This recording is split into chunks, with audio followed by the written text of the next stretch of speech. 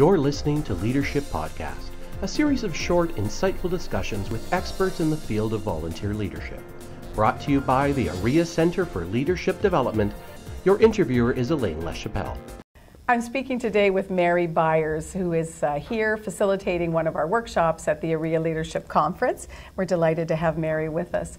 Many of our members will know Mary is one of the authors of Race for Relevance, 5 Radical Changes for Associations. But actually today we're going to be talking about her workshop topic, which is tough talking, initiating and managing difficult conversations. Welcome, Mary. Thank you. Glad you could join us. My pleasure. So I understand that you are quite an advocate for people asking questions, especially leaders in these tough conversations. Why is that one of the key skills you think is important? In my work with leaders, many times I see that leaders feel pressured to have a quick answer, to be able to develop a proposal and move things ahead. And often that's not what's really best, not what's really necessary. We don't want to lead from what we believe or what we want to be true. And questions help us dig a little deeper. They help us take a look at the past. They help us take a look at the reality of the future. And they help us get the data we need to help move our associations forward. So questions can be what if or why not. And they can be a little bit more complicated than that too. But I believe that leaders today need to have inquiring minds, and often we feel pressured to have answers, and really a great leader just knows how to get those answers, and the way you get answers is by asking questions. Right, and be open to the answers, right? Absolutely, to what that's you key. hear. Yeah, which is going to obviously be more, or could be more than you might already know if you were to come up with your own solution. So Correct. it makes very good sense. So that's obviously part of it, but what would you say is a more complete recipe for successful communications, especially in these difficult ones? You know, if I had to summarize it easily, it would be ask first, listen second, and speak third. And very often we start by speaking, and then maybe we ask and maybe we listen, but I think it's actually critically important to be asking the questions first, listening to what you're hearing, and then developing your response as a leader. Right, that makes more sense, and it will be more relevant to the conversation, to what it is they have to say and what you want to accomplish. And you know, it's a great recipe. Anytime there's, anytime you're communicating with another human being, it's a great recipe because people want to feel heard.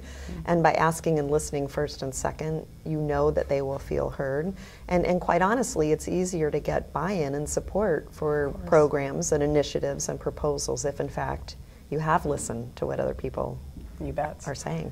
So, I mean, I have to say that many courses, many times we've worked on our listening skills, and it's certainly not something that comes very easy. Why do you think it is difficult for people to listen well and openly in those kinds of conversations? You know, for the courses that we've had, we really haven't spent a lot of time learning listening skills. Our society values somebody with the quick answer. We value people who are confident and who speak up.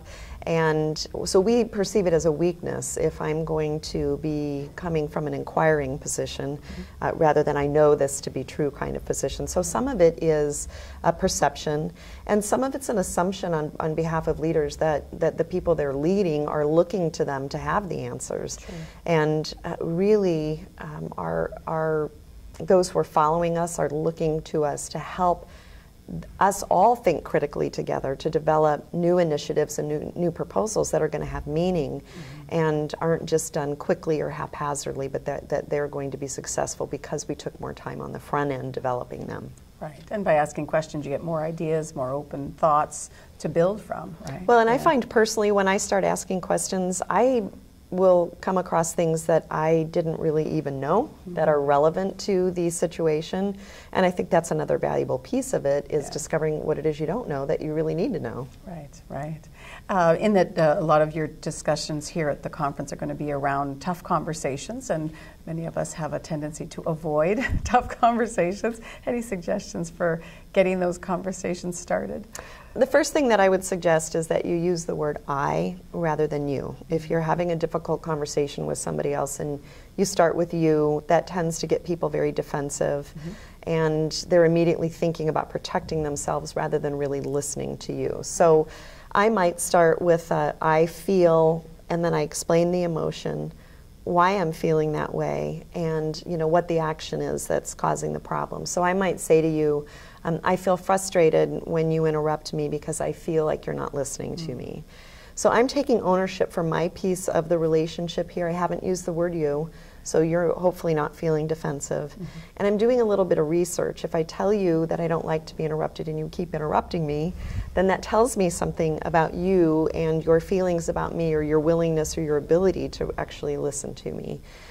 So I believe that I feel, when, because can be a very powerful formula in all walks of life, but especially for leaders. And I've had many boards that I've worked with that have been in conflict, and we've used that formula so that they can talk about some of the difficult feelings that they're having or the areas of conflict, and we can do it without finger pointing or blaming. And I think that's an important piece of resolving conflict and moving things forward, and taking our associations into the future is not only really listening to each other, but being able to talk honestly and candidly with each other as well. Very good advice. Thank you. I very much appreciate that. I've been speaking today with Mary Byers, and we've been talking about tough talking, initiating and managing difficult conversations. Thank you, Mary. And if you want to find out more about Mary or the conversation we've had today, you can get more information at marybyers.com. Thanks. My pleasure. You've been listening to Leadership Podcast. To subscribe to this podcast, go to aria.com/leadership.